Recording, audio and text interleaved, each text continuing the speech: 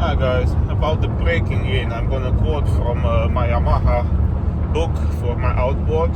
It says first 2 hours only half throttle, after 2 hours you can go full throttle but no more than 5 minutes. After that you must change the oil. I did. When I removed the oil filter, on the residue on the block I seen like a very very fine mist of gray stuff looking like metal.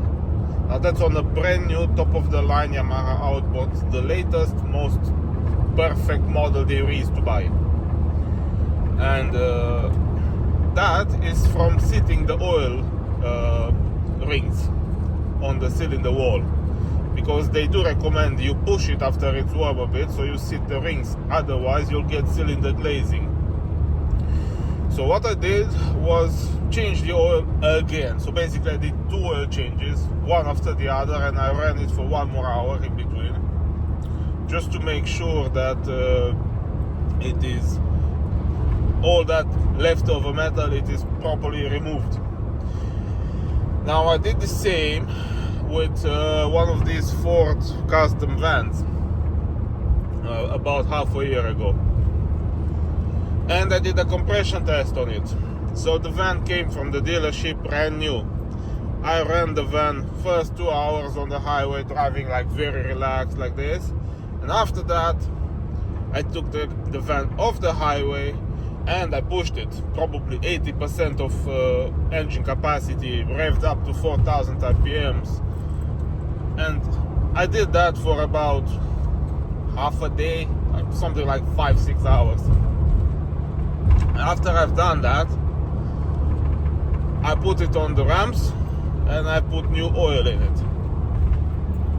And then I did something quite interesting. Well, I filtered the oil through a coffee filter to see if there is any residue.